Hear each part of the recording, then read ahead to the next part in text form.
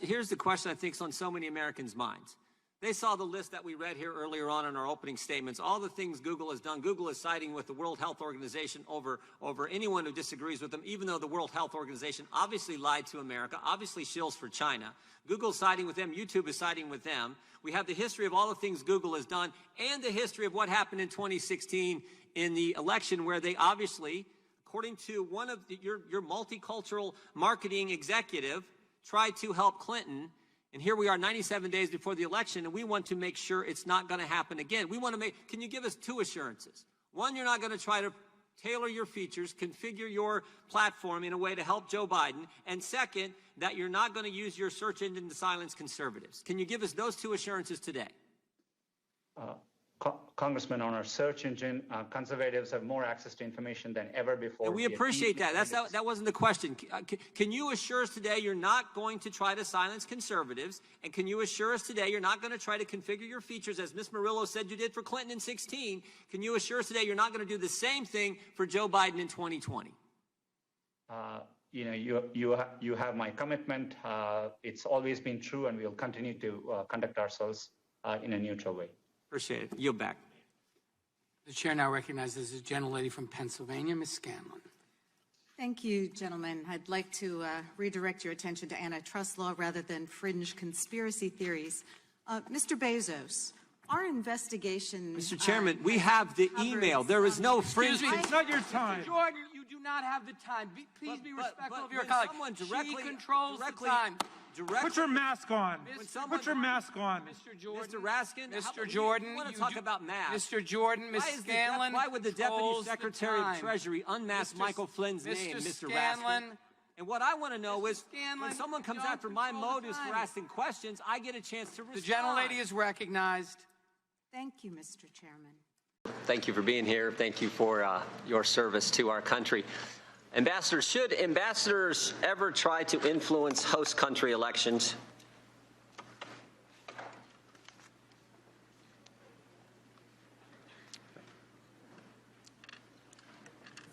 No. I think you said in your opening statement, partisanship of this type is not compatible with the role of a career foreign service officer. Is that right? Yeah. But that's exactly what happened in 2016. In August of 2016, the very month you went to Ukraine as our ambassador, the Ukrainian ambassador here in the United States, Ambassador Chali, wrote an op-ed in The Hill, said this: Trump's comments send wrong message. So the very month you're over there as our ambassador to Ukraine, Ambassador Chali writes that op-ed, and it wasn't just that attack, as Mr. Castor got into earlier, it wasn't just that attack on the president.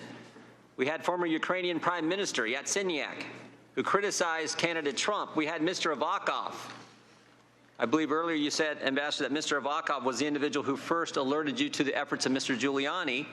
Mr. Avakov, back during this same time period in the months just prior to the 2016 election, called then candidate Trump all kinds of names, called him a terrorist. And of course we have Mr. Lushenko, a member of parliament, who was a source for Fusion GPS and the now somewhat famous dossier that flowed from Fusion's work. He said this in the Financial Times, again, in August of 2016, when you first arrived in Ukraine. He said this: the majority of Ukrainian politicians are on Hillary Clinton's side. So you had several high-ranking officials in the government, in the Ukrainian government, and President Poroshenko is president of Ukraine, criticize President Trump, then candidate Trump, all in the late summer and fall of 2016. What I want to know, Ambassador, when this was all happening, did you go talk to anyone in the Ukrainian government about this? Did you go say to some of these officials, hey, you guys need to knock this off, this perception that we got, as Mr. Lushenko said, the majority of Ukrainian politicians on Hillary Clinton's side, that's not good. Did you have that conversation? No. Didn't talk to anyone in the government? Did you talk to President Poroshenko? No. Didn't alert anyone in the government? No. Well, one of the things we've heard so much over the last 6 weeks in depositions and frankly in the hearing on Wednesday is how important bipartisan support is for Ukraine. Democrats and Republicans agree they want to help Ukraine. In fact, the Democrats' first witness, their star witness on Wednesday, Mr. Taylor said Ukraine's most important strategic asset is this bipartisan support, and you would agree with that, right? I do. He said this in his testimony on Wednesday. On September 11th, I learned that the hold had been lifted the next day. Ambassador Taylor said, I conveyed this news to President Zelensky and the Ukrainian foreign minister, and I reminded Mr. Yarmak of the high strategic value of bipartisan support for Ukraine and the importance of not getting involved in other countries' elections.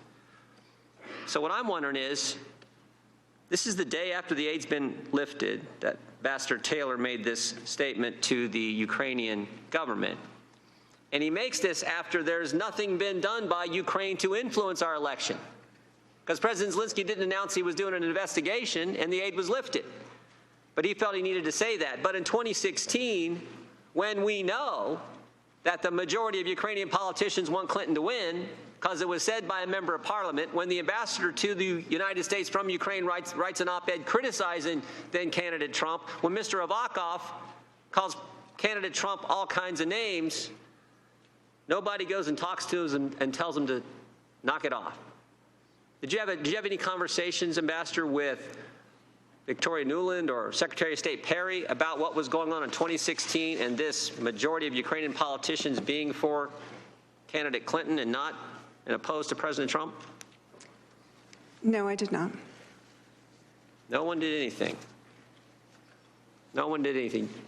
You see why maybe the president was a little concerned about what went on in Ukraine?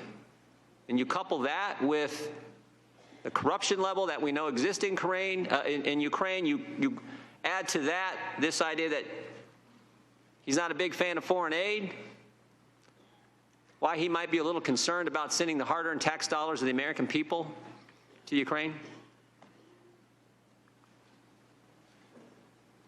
I'm sorry, is there a question there? There was. Okay. Could you repeat it, please? I'm asking. Time of the gentleman's expired, but I'll allow you to repeat the question. Thank you, Mr. Chairman.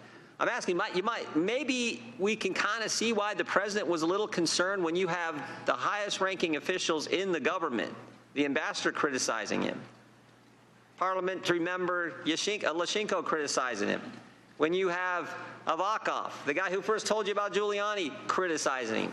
All this going on, and when you couple that with the concerns he has about corruption, the concerns he has about Europe not doing enough, the concerns he has about reluctance to send in the hard-earned tax dollars to any country, Jordan, frankly. I have indulged you with extra time, but I appreciate it. My indulgence is wearing out. I appreciate it.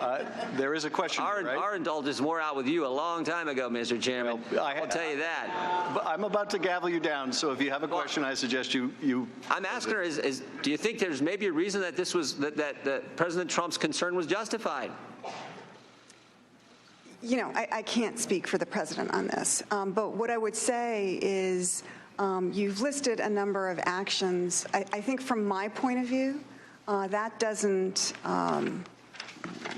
create a Ukrainian government strategy to interfere in our election. I didn't say that. Mr. Jordan, please allow the ambassador to answer the question.